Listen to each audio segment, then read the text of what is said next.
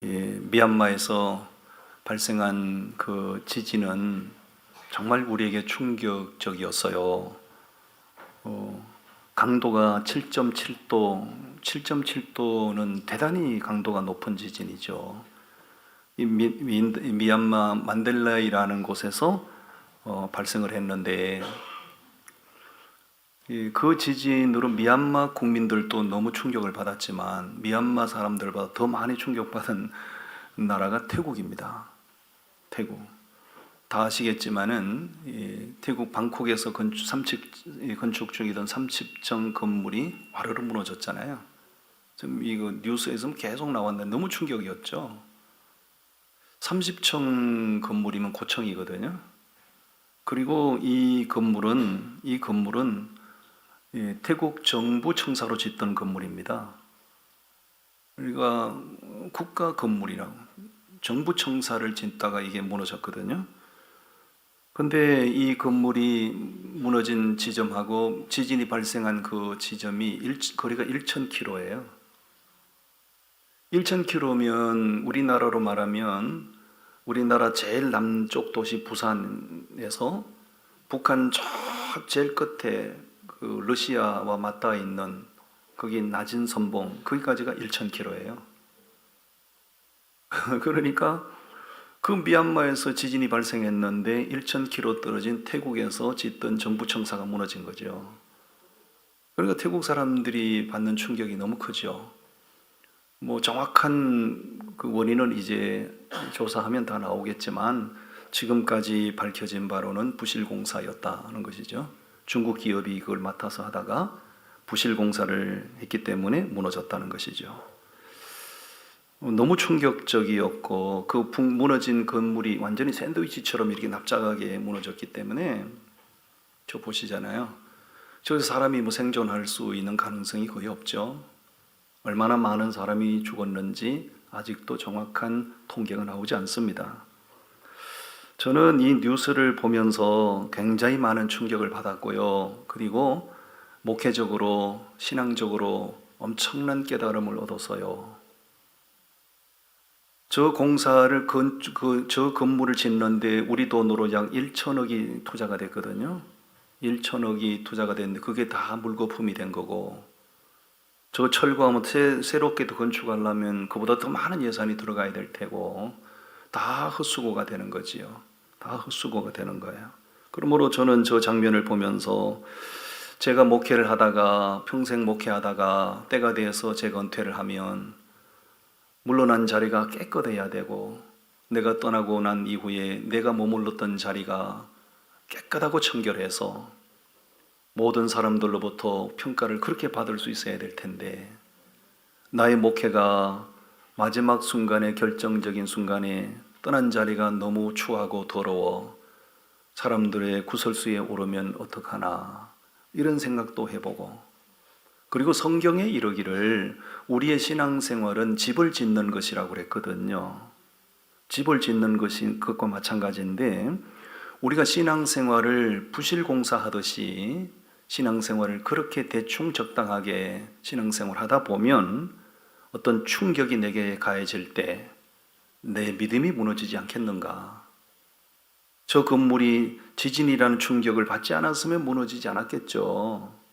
그와 마찬가지로 아무 일이 없으면 내 믿음이 무너지지 않겠지만, 신앙생활 하다 보면 충격을 받고 어떤 데미지를 입게 될 때 내 믿음이 저처럼 비참하게 무너지지 않겠는가? 그러면 평생 신앙생활한 것이 다 헛수고가 되는 거 아니겠습니까? 저희 목회 사역에도 여러분의 평생 신앙생활도 헛된 일이 되지 않기를 바랍니다. 아멘. 오늘 그래서 말씀의 제목이 수고는 헛되지 않습니다. 우리의 수고가 헛되지 않기를 바랍니다. 우리의 수고가 헛되지 않기를 바라면 어떻게 수고해야 되는가? 오늘 첫 번째 주제를 띄워드립니다. 우리의 수고가 헛되지 않기를 바란다면 겸손함으로 수고하셔야 됩니다. 겸손함으로. 자, 오늘 읽었던 본문 말씀 가운데 10절을 우리 다 같이 10절을 봉독합니다. 시작. 그러나 내가 나된 것은 하나님의 은혜로 된 것이니 내게 주신 그의 은혜가 헛되지 아니하여 내가 모든 사도보다 더 많이 수고하였으나 내가 한 것이 아니요 오직 나와 함께 하신 하나님의 은혜로라. 아멘.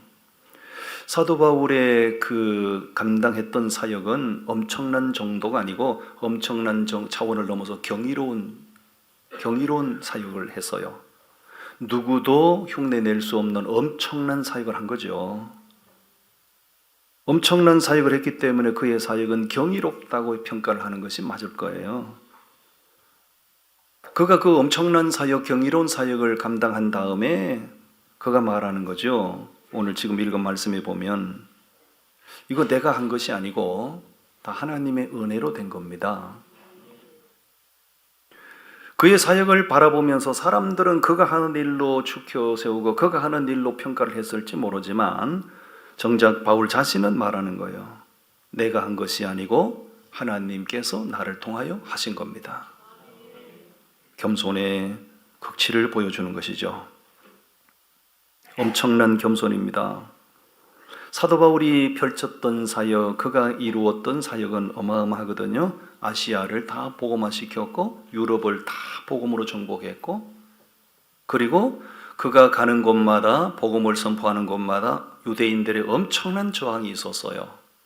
심지어는 그를 돌로 때려 죽이기도 하고, 심지어는 그를 결박해서 감옥에 쳐넣기도 하고, 그가 말한 대로 나는 이 사역을 하다가 군피를 밥 먹듯이 했고 채찍을 맞기를 수없이 맞았고 강의 위험과 강도의 위험을 당하기도 했고 엄청난 그런 저항에 부딪히면서도 사도 바울은 절대 굴복하지 않았고 그 모든 열악한 상황을 믿음으로 돌파했거든요. 엄청난 거죠. 사도행전 14장에 보니까요, 그 안디옥 교회 파송을 받고 루스드라라고 하는 곳에 가서 바나바와 함께 가서 복음을 전하는데 그 루스드라 사람들이요, 그의 동역자였던 바나바를 보고 저 사람은 제우스 신이라, 바나바를 보고 제우스 신이라고 그랬고요, 사도 바울을 보고는 저분은 사람이 아니고 하늘에서 내려온 헤르메스 신이라고 그랬어요. 바울을 신격화하기 시작한 거예요. 왜 그랬을까요? 바울이 펼치는 사역이 어마어마했었거든요. 몸에 지녔던 손수건만 덮어도 병자가 막 낫고 귀신이 떠나가고, 그러니까 사람들이 볼 때 저거는 사람이 아니고 하늘에서 내려온 헤르메스 신이라고 해요. 그래서 루스드라 사람들이 송아지를 끌고 와서 바울 앞에 번제를 바치려고 했죠. 그 모습을 보고 바울이 격분을 하는 거죠. 내가 신이 아니라고, 하나님의 일을 하는 종이라고. 여러분, 그 정도가 되면요, 그 정도 사람들이 자기를 추종하고 추앙을 하면요, 사람이 까딱 잘못하면 잠깐이라도 분별거릴 거요, 우쭐해질 수 있어요.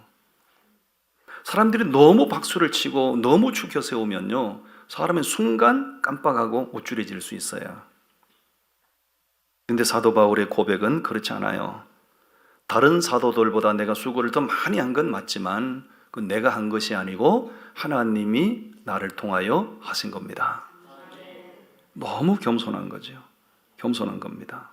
여러분, 다 자기 열심으로 한 게 아니고 하나님의 은혜로 하셨다는 거예요. 만약에 바울이 엄청난 일을 한 게 맞지만 수많은 사람들이 자기를 추종하고 추앙을 할 때 잠깐 말 한마디라도 그렇게 우쭐했더라면 그가 이룬 모든 엄청난 사역은 다 헛된 수고가 되는 것이죠. 바울이 펼쳤던 사역이 빛나고 찬란한 것은 그가 겸손했기 때문에 그가 한 일이 더 빛이 나고 그가 한 일이 더 엄청나게 보이는 것이죠.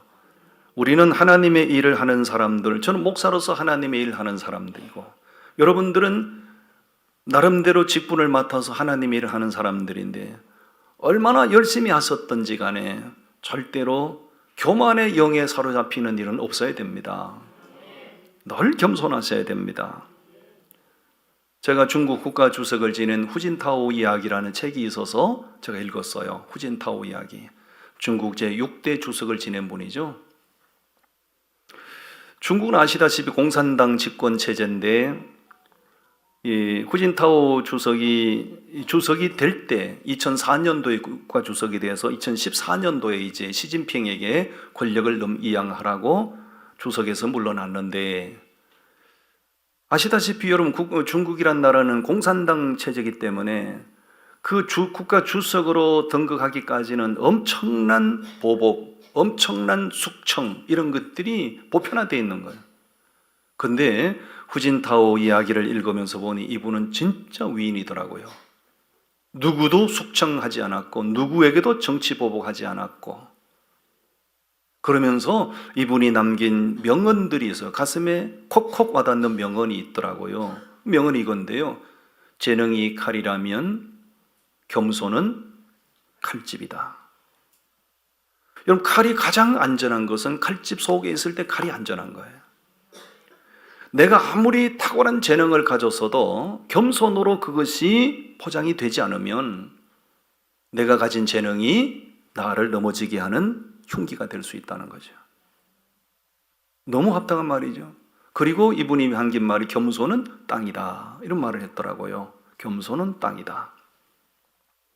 여러분, 땅이라고 하는 것은 이런 사람 저런 사람 수많은 오고 가는 사람들에게 밟히는 것이 땅이고, 비가 오면 비를 맞아야 되고 눈이 내리면 눈 맞아야 되고 사람들이 오물을 뿌리면 오물을 맞아야 되고, 그러면서도 땅은 생명을 틔우고 자라게 하고 열매를 맺어서 누군가에게 유익을 주는 거, 그 땅이라는 거예요.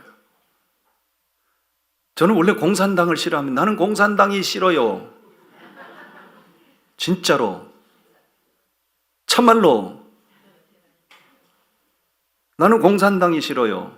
그런데 이 후진타오 중국 공산당 주석을 지냈잖아요. 이 후진타오 이야기를 읽으면서 야, 내가 그동안에 편견을 가지고 바라봤던 후진타오가 아니고 이분은 진짜 중국 국가 지도자였다, 이런 생각을 하게 되고 새로운 평가를 내리게 됐어요. 여러분, 하나님은 교만한 사람을 정말 싫어하세요. 성경에 보면 나 잘났어 하고 권력에 도취해서 수많은 사람들에게 정치 보복을 하고 자기가 최고 정점에 올라가지만 하나님께서는 그를 반드시 끌어내려서 몰락하게 하시거든요. 그런데 겸손한 사람에게는 하나님께서 언제나 은혜를 베풀어 주십니다. 할렐루야.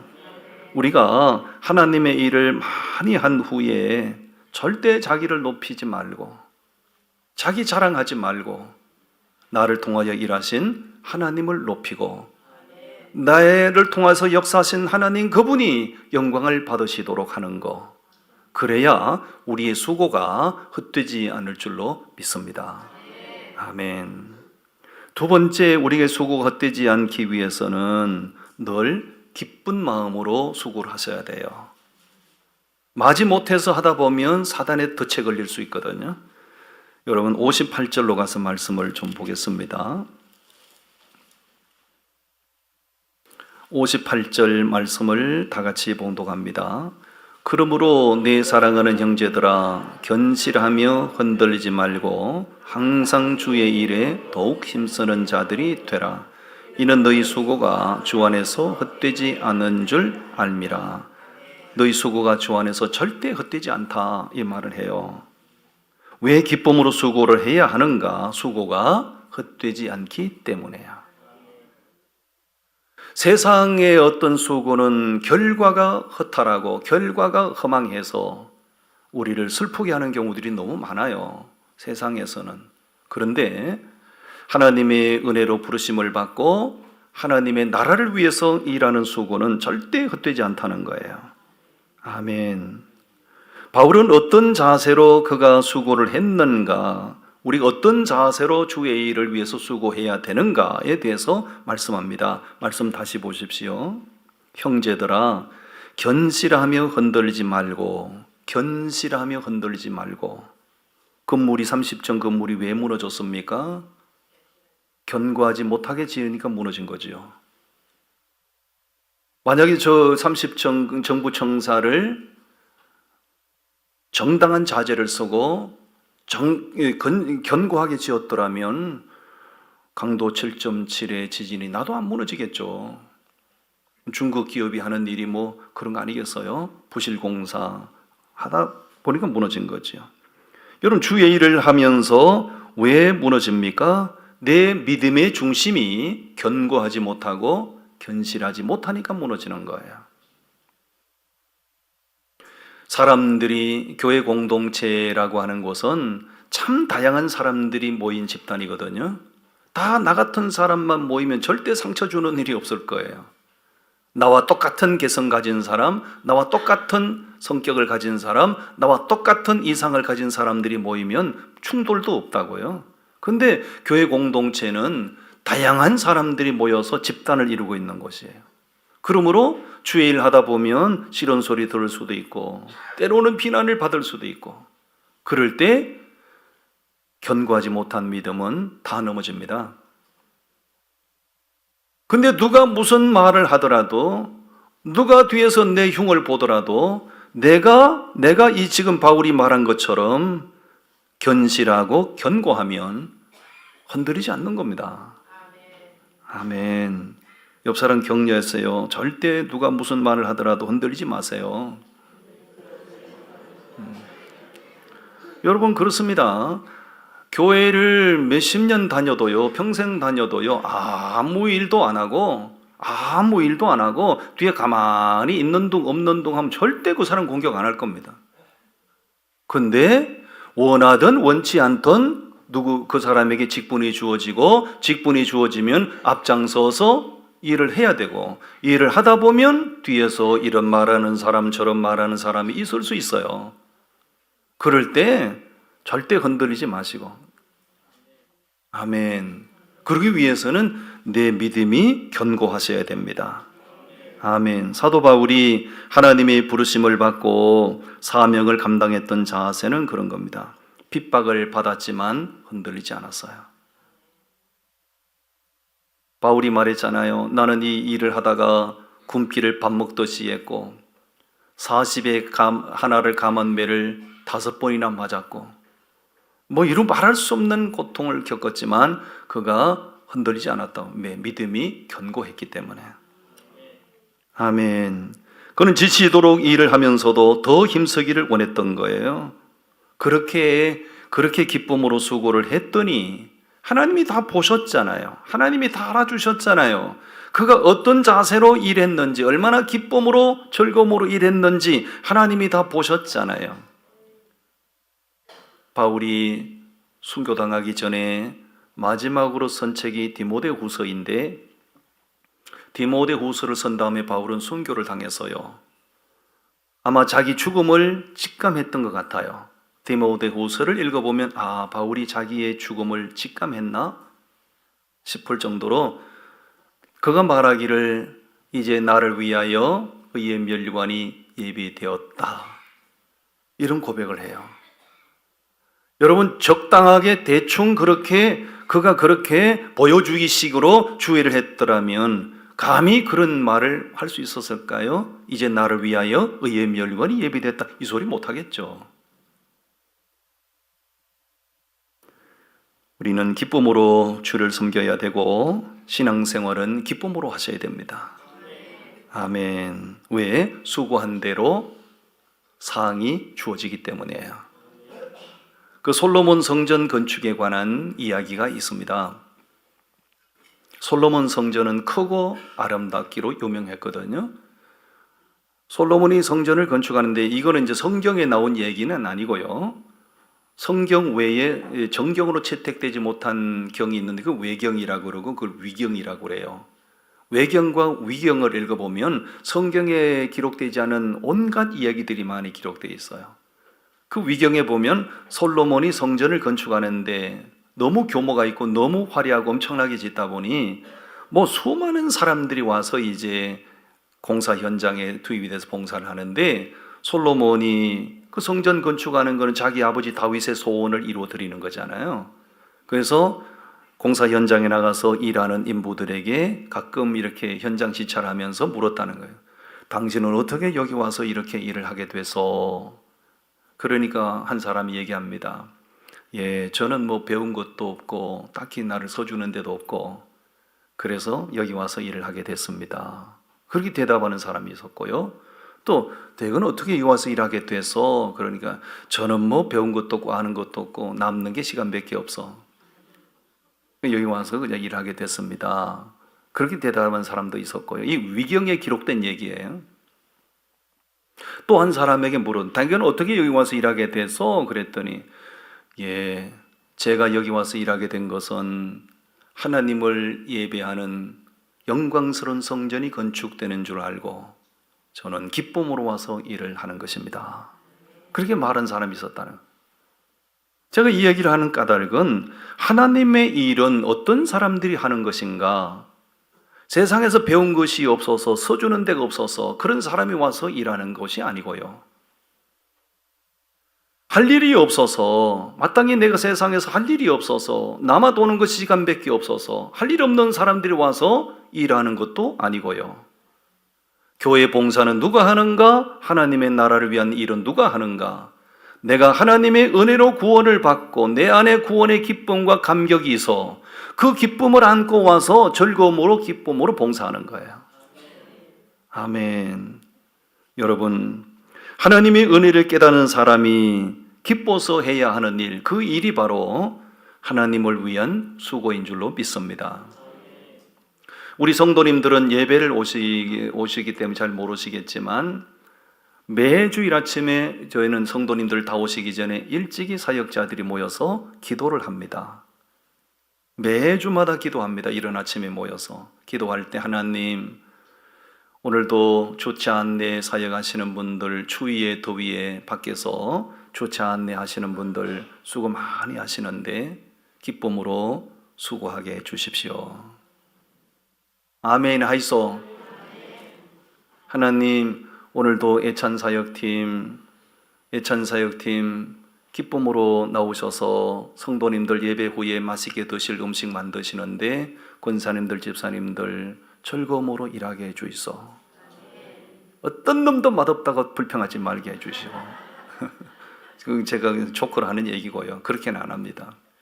하나님, 오늘도 예배가 끝나면 우리 성도님들이 식사하시고 카페로 가서 카페에서 차를 한 잔 드시는데 그 카페 사역팀들이 다 이른 아침부터 나와서 아이들 가르치고 밥 허겁지겁 먹고 카페로 가서 또 봉사하는 거잖아요. 누가 한 사람 월급 받고 하는 거 아니잖아요. 많이 힘들거든요. 하나님, 카페 사역하시는 분들 기쁨으로 일하게 해주십시오. 미디어 사역을 위해서 기도하고 예배 안내 사역을 위해서 기도하고 찬양 사역을 위해서 기도하고 매주마다 이른 아침에 모여서 기도해요. 성도 여러분, 저도 목회를 마지못해서 하면 이거 때려치워야 됩니다. 때로는 많이 힘들거든요. 설교하고 돌아서면 설교 준비해야 되고 돌아서면 설교 준비해야 되고 이놈의 설교 준비 언제까지 해야 되나? 정신이 없어. 다른 목사님들 모르겠는데 저는 설교 준비에 엄청난 중압감을 느낍니다. 특히 이 주일 설교 이거 엄청난 부담이 있어요. 그렇지만 이거는 제가 마지못해서 하는 일이 돼서는 안 돼요. 주일날 성도님들이 세상에서 열심히 육신 생활하시다가 주일날 이렇게 예배 오셔서 잠깐 몇십 분 동안 선포되는 말씀을 꿀송이처럼 받아먹고 성도님 영이 살아나야 됩니다. 하나님, 기쁨으로 준비하고 기쁨으로 사역하는 거죠. 사랑하는 성도 여러분, 기쁨으로 수고하셔야 됩니다. 왜? 우리의 수고가 헛되지 않기 때문에. 아멘. 마지막 세 번째를 소개합니다. 우리가 주님을 위한 수고를 하다 말다 그러면 안 돼요. 한결같은 모습으로 열심으로 수고하셔야 됩니다. 골로새서 1장에서 그 얘기를 하고 있는 거예요. 골로새서 1장 28절과 29절이 되겠는데 우리 함께 봉독합니다. 시작. 우리가 그를 전파하여 각 사람을 권하고 모든 지혜로 각 사람을 가르침은 각 사람을 그리스도 안에서 완전한 자로 세우려 함이니 이를 위하여 나도 내 속에서 능력으로 역사하시는 이의 역사를 따라 힘을 다하여 수고하노라. 아멘. 바울이 평소에 감당했던 그렇게 힘쓰고 애썼던 사역이 뭐냐? 28절에 복음을 전하고 각 사람을 그리스도 안에서 완전한 자로 세우는 거. 그게 바울이 했던 사역이에요. 바울이 무슨 거기 자기 인기 영합을 했던 사람도 아니고 자기 무슨 돈벌이 하고 다녔던 사람도 아니고 그렇게 핍박을 받으면서도 가서 십자가 복음을 전해서 그 복음 앞에 반응하고 돌아오는 사람들을 잘 가르쳐서 온전한 그리스도인으로 세우는 거. 그게 바울이 힘썼던 일이에요. 그 일을 하다 보니 바울은 저처럼 이렇게 건강한 사람이 아니었어요. 바울은 신체적인 핸디캡이 있던 사람이에요. 그 엄청난 사역을 하기에는 신체 조건이 맞지 않은 사람이었거든요. 그런 연약성을 가지고 그 엄청난 일을 하다 보니 박수 받으면서 해도 힘들 텐데 저항에 부딪히고 매 맞아가고 채찍 맞으면서 그 일을 하려니 너무나 힘들죠. 그도 사람인지라 때로는 이거 그만둘까? 내가 이거 한다고 무슨 돈 생기는 것도 아닌데 이건 내가 왜 해야 되나? 이런 생각이 수시로 그의 마음을 갈등을 일으켰을 거예요. 그래도 그가 그 일을 멈출 수 없었던 이유가 뭐냐? 29절에 설명하잖아요. 자기 안에 거하시는 하나님이 자기도 모르게 너무 역사를 하시니까 자기도 역사를 할 수밖에 없다는 거예요. 그러니까 사도 바울의 그 열정은 자기 안에서 역사하시는 하나님의 열정이었던 거예요. 아멘. 사도 바울이 하나님의 일을 하는 자세는 언제나 한결같이 힘을 다하여 최선을 다하여 열정적으로. 아멘. 그가 그렇게 일하고 수고한 까닭이 뭔가요? 과거에 자기 속에서 하나님이 너무 역사를 하니까 그렇게 한 거고, 또 한편으로는 과거에 자기가 한 짓이 있잖아요. 그 예수님 만나기 전에 무슨 짓을 했습니까? 예수 만나기 전에 그 한 짓이 뭐예요? 예수 믿는 사람들 때려 죽이고, 예수 믿는 사람 수갑 채워서 감옥에 집어넣고, 예수 믿는 사람들 타도의 대상으로 여기고, 그렇죠? 그러다가 예수 만났다 이 말이에요. 예수를 만나고 나니까 자기 한 짓이 너무너무 부끄러운 거예요. 그러니까 예수 만나고 인격적으로 거듭나고 나니까 내가 과거에 이런 못된 짓을 하고 살았으니 빚진 자의 심정으로 부채감으로 내가 이제 열심으로 죽기를 작정하고 주의 일을 해야 되겠다. 열심을 한 거예요. 우리 한결같은 모습으로 열심히 신앙생활 하십시오. 영국에 있었던 일인데 그 귀족이 죽으면서 엄청난 유산을 자기 아들에게 물려주고 죽었대요. 그 귀족의 아들이 부모가 물려준 엄청난 유산을 받아가지고 한 짓이 뭐냐? 이 사람은 사람들에 보면 취미가 참 이해가 안 되는 취미를 가진 사람이 있어요. 예를 들면 집안에서 구렁이 키우는 사람 보셨죠? 안방에서 구렁이 키우는 사람 보셨죠? 어떤 사람은 안방에서 그 악어하고 부둥켜 안고 자는 사람도 있더라고. 돌았나봐? 미쳤나봐? 무슨 놈의 취미가 그런 취미가 다 있어. 근데 귀족의 아들은 무슨 취미를, 이 사람은 평생에 쥐새끼한테 관심이 많았다네. 쥐새끼한테. 그러니까 부모가 물려준 그 엄청난 유산을 가지고요 쥐를 개발을 하는데 그 드디어 그가 개발해낸 게 점박이 쥐를 개발했다는 거예요. 점박이 쥐를. 그 많은 유산, 그 많은 시간을 고비해서 기껏 그가 만들어낸 게 점박이 쥐를. 그래서 뭐 어쩌라고. 그 열정, 그 수고, 그게 다 무익한 거고, 그게 다 헛짓을 한 거죠. 아니, 점박이 쥐를 만들어서 무슨 천지가 변합니까? 어떤 놈이 구원을 받습니까? 세상에 헛된 짓을 한 사람이 너무너무 많아. 그 사람이 바로 저예요. 예, 진짜 제가 부끄러운 얘기합니다. 우리 절대 교회 밖에 나가서 얘기하지 마세요. 예?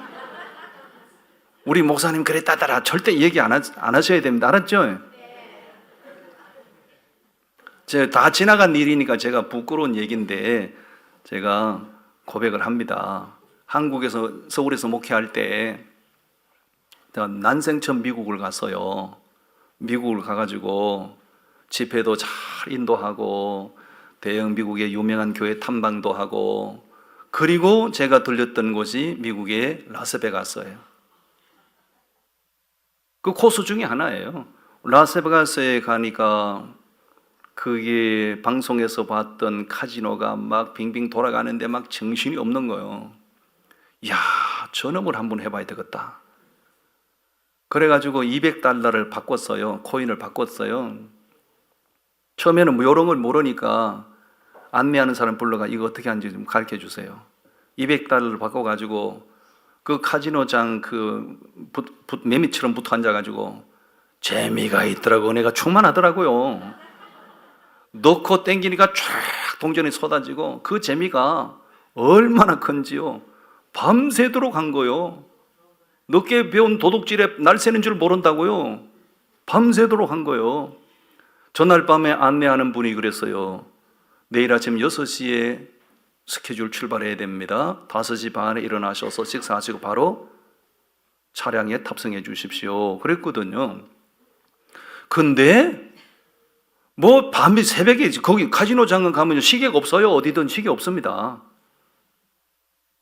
그거 붙어가지고 밤새 넣고 땡기고 넣고 땡기고 넣고 땡기고 시간이 몇 시가 된지 알 수가 있나. 무시 한국말로 나오더라. 안내가 한국에서 오신 조이완 씨 빨리 나오세요. 깜짝 놀래고 뭐 여기서 무슨 카지노장에서 한국말이 나오냐. 분은 나를 찾고 있잖아. 깜짝 놀래가지고요. 얼른 숙소에 올라가가지고 세수를 하는 둥 마는 둥 그냥 가방 때려 챙겨가지고 나오니까 주차장에서 차를 다 타고 있는데 나만 늦게 나온 거예요. 요걸 바가지로 먹고 그 이튿날 일정이 그랜드 캐년을 가는 코스야. 그랜드 캐년인지 그랜드 개년인지 아무 개념이 없어요. 밤새도록 기계 앞에 붙어 앉아가지고 그걸 했으니 이게 뭐 완전히 뭐 비몽사몽간이지. 내가 그때 망신당한 거, 부끄러움 당한 거 너무너무 부끄럽죠. 너무너무 부끄러워요. 예. 그러다가 제가 미국 이민을 갔잖아요. 이민을 갔다고요. 이민을 가서 이제 목회를 하는데 뭐 교단 행사, 노예 행사를 하면 항상 라스베가스에서 모여요. 왜? 거기가 중앙이라. 미국 동부에서도 와야 되고 서부에서도 와야 되고 중앙. 거기 그 호텔은 라스베가스는 일부러 카지노장을 가는 게 아니에요. 그는 객실로 들어갈 때 나올 때마다 다 카지노장을 거쳐야 돼요. 어마어마합니다. 가보면 뭐. 근데 그 충격을 제가 경험한 다음부터는 거기서 라스베가스에서 수없는 모임을 가졌지만 기계 쳐다보기를 돌같이 쳐다봅니다. 왜? 그때 받은 충격이 너무 커서. 여러분 어떤 일을 밤새워서 그렇게 맑은 정신으로 밤새워서 그렇게 할 수 있냐고요? 그게 수고가 다 뭐예요? 무익한 수고고 헛된 수고고 부끄러운 수고를 한 거지. 사랑하는 성도 여러분, 주의 일은 수고한 대로 상급이 따르고 수고한 대로 결과가 따릅니다. 그건 제 얘기가 아니고 사도 바울이 힘을 주어 얘기하는 거예요. 그렇게 매맞아가면서 그렇게 굴러가면서 그렇게 핍박을 받으면서도 왜 돌파하고 한결같이 일했는가? 주의 상급이 확실하기 때문이라는 거예요. 우리 하다 말다 좀 싫은 소리 한마디 들었다고 나 이거 안 할래 이렇게 하지 마시고 한결같은 모습으로 열심으로 주의를 하십시다. 아멘. 기도하겠습니다.